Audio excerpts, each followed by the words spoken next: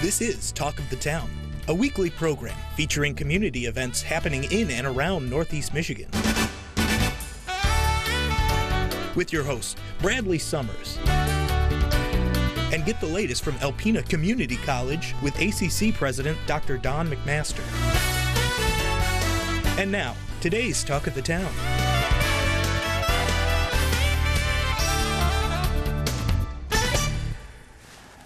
Good morning and welcome to Talk of the Town. I'm your host, Bradley Summers, and this morning our very first guest is Catherine Noak from the Boys and Girls Club of Alpena. Hey, Kat. Hi, Brad. How are you today? Good. How you doing? Good.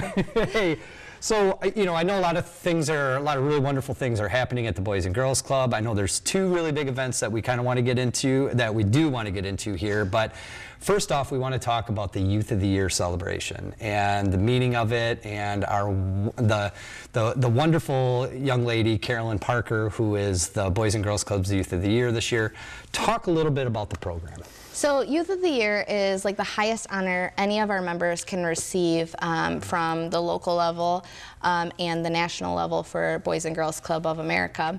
So we chose Carolyn Parker to represent Alpena in the Michigan Youth of the Year event, which will take place next week down in Lansing, and she'll get the opportunity to tell her story and how the Boys and Girls Club of Alpena got her from her past into future and set her up to be successful in the next when she gets out of high school and in adulthood. Now, working with Carolyn, she's a wonderful young lady.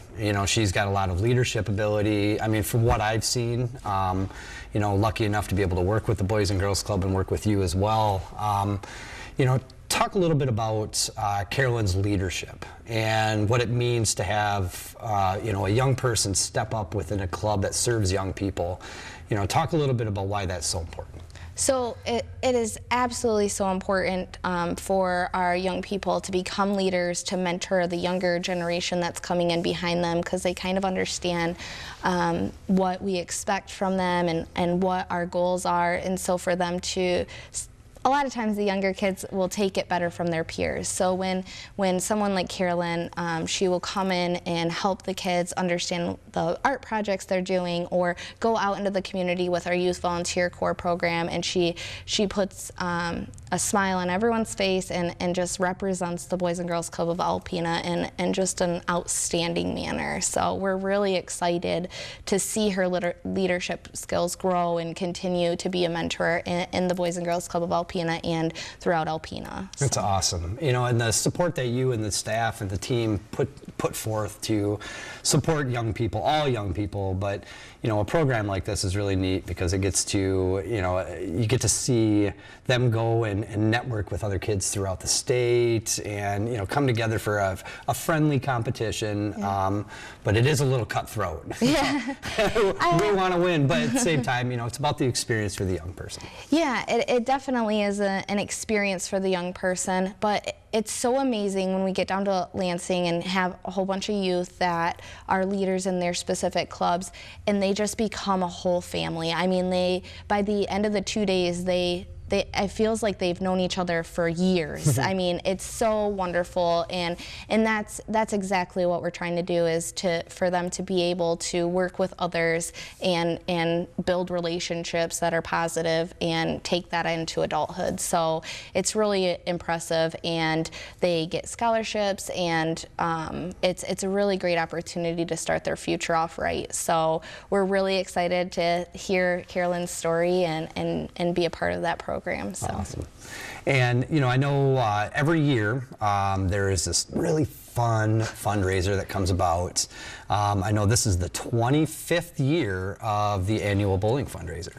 Yes, so we're coming up later in April 26th. We will be hosting our 25th annual Bowling for Kids' Sake fundraiser, and we were just talking about mentoring and mentorship programs. That fundraiser directly impacts all of the mentorship programs that we have happening at the Boys and Girls Club of Alpena.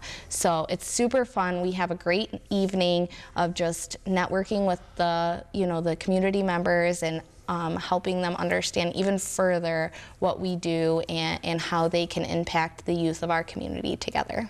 Now, if I wanted to get a team involved, are there still spots available for teams? Yes, there are spots available for teams for our 6 to 7 time slot and our 9 to 10 time slot. So we definitely have some slots available, and we would like to have the whole community there to represent and to show the youth of our community that we care and that we're here for them. So yeah, and it's such a great partnership with Thunderbolt Lanes here in Alpena as well. I mean, the Snyders really, and their crew, Woody, everybody really comes together and you know, embraces the Boys and Girls Club and embraces this event. And you know, to see so many people step up in the community, you know, to put a team together or sponsor, you know, the events and get their T-shirts and a pizza and pop and maybe an adult drink too if that's what they would like. But it's just it's a wonderful evening. It is. I mean, it truly is just phenomenal that everyone's there supporting and having a good time, and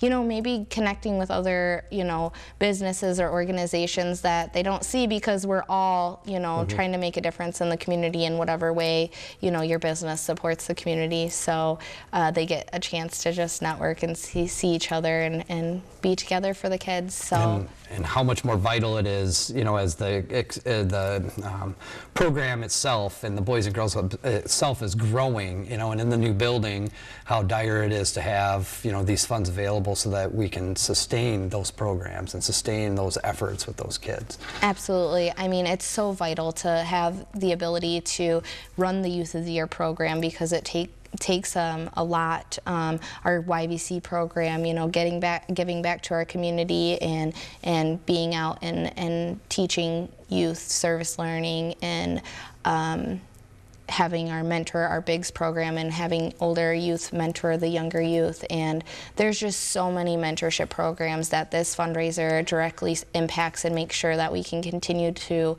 impact all of the youth of our community. Awesome. And then, you know, finally, as we wrap up here, a big thing that's coming up and very long awaited is the Boys and Girls Club's ribbon cutting event that will be taking place on May 17th.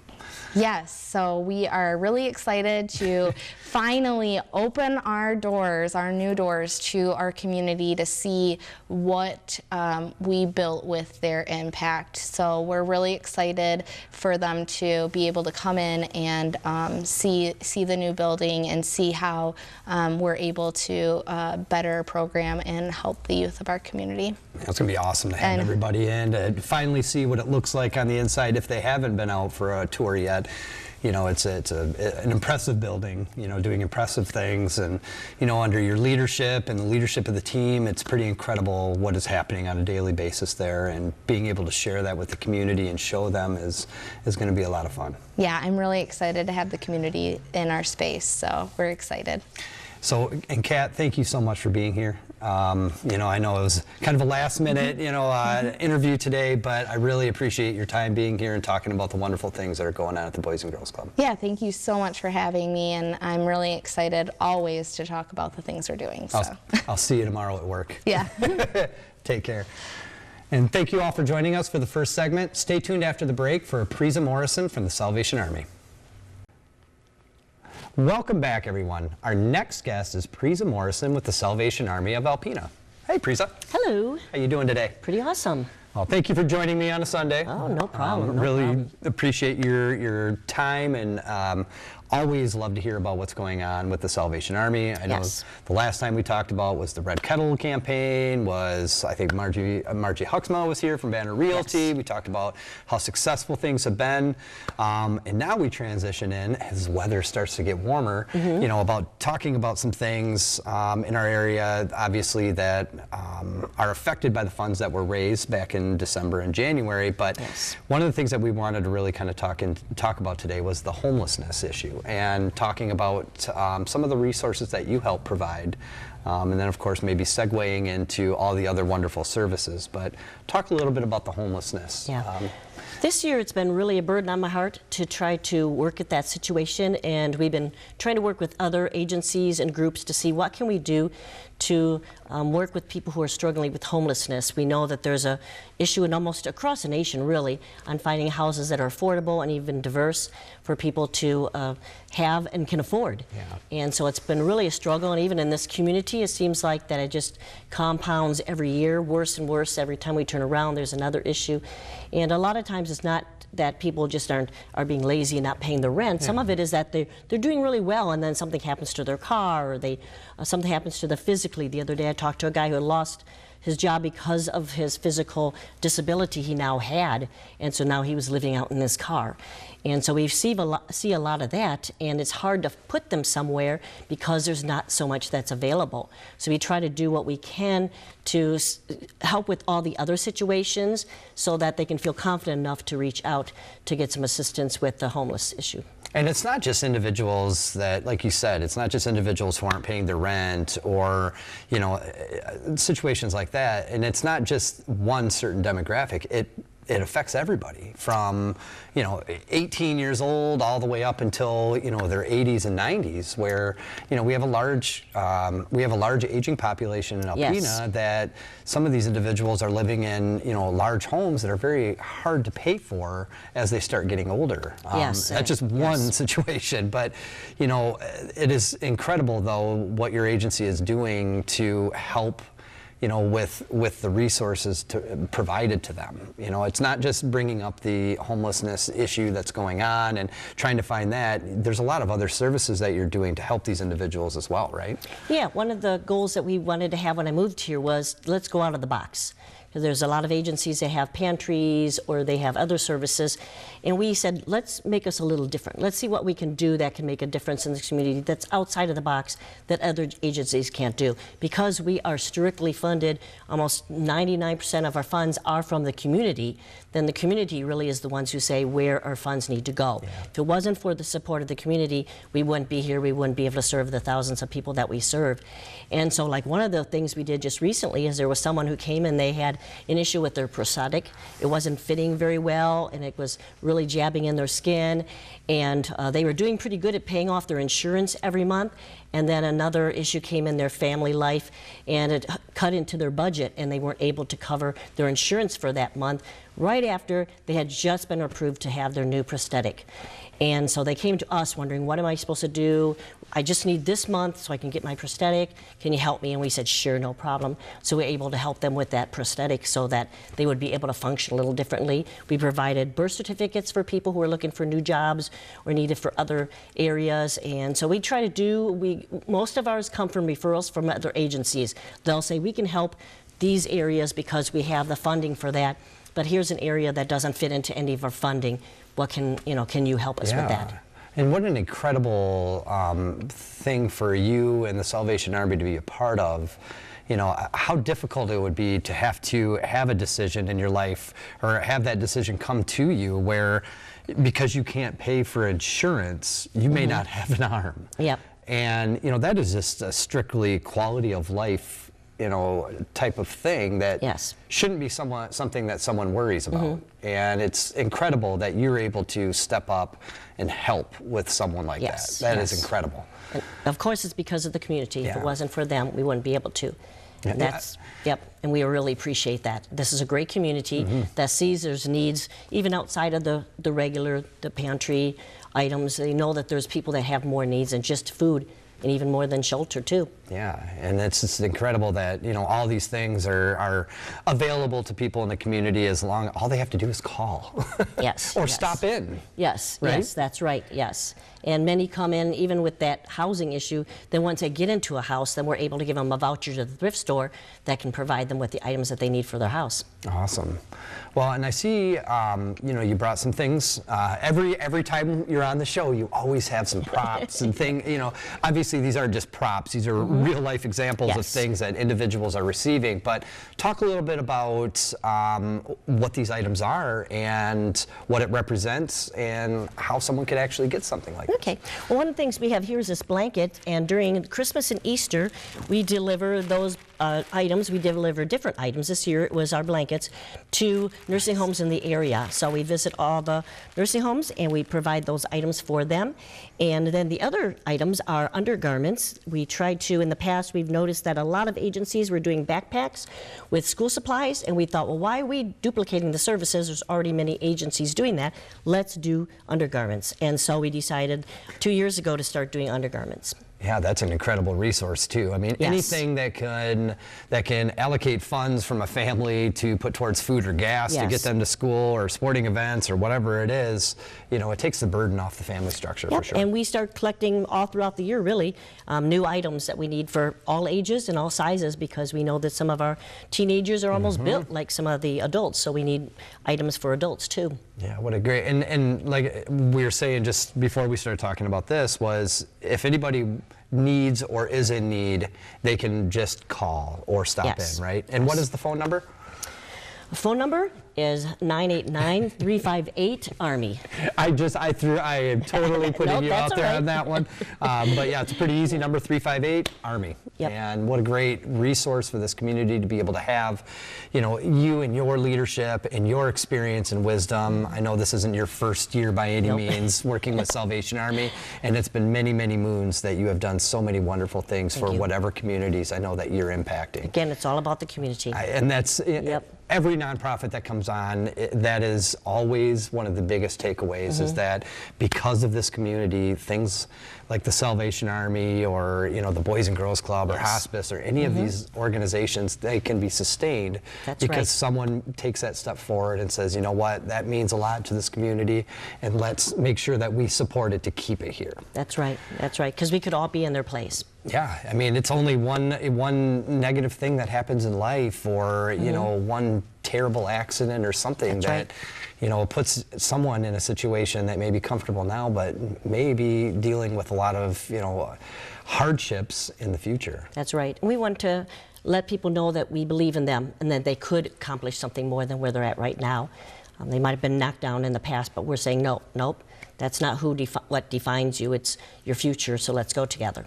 Awesome. Well, Preeza, thank you so much for being here today, talking about your wonderful services and the Salvation Army, and of course already in the mode of what's going to happen next fall when school starts. Yep. But you know, it's just incredible the way that you help run things and making sure that people don't go without. Yep. Thank you. Thank you. Thank you so much. And thank you so much for joining us as we continue to learn about the wonderful world of nonprofits in our local community and our surrounding areas. Please. Greetings, everyone, and welcome to Talk of the Town. I'm Dr. Don McMaster, president of Alpena Community College. I'd like to take our time together this morning to talk about this week at ACC. A very interesting week it was. Personally, Friday I was in Orlando, received an award from Phi Theta Kappa, which was a career milestone, really. It was a wonderful event.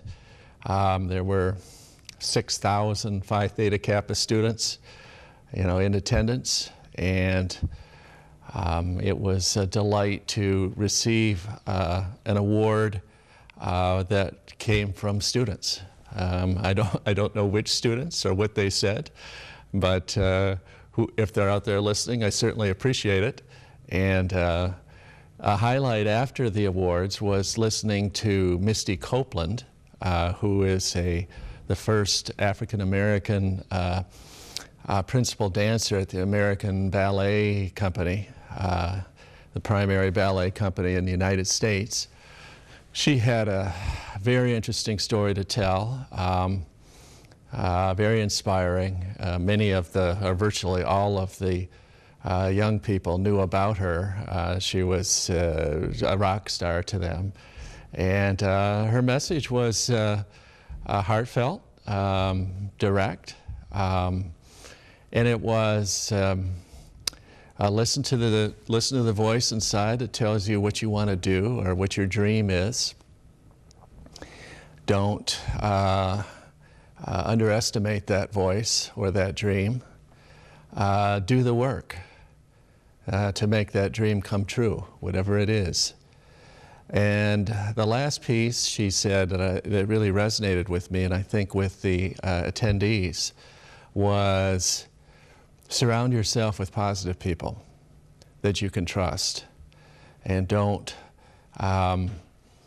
extend that circle of trusted people beyond folks that you know care about you or want to see you succeed, understand the dream, understand the work and the passion you put into it. Do not waste time on negative people.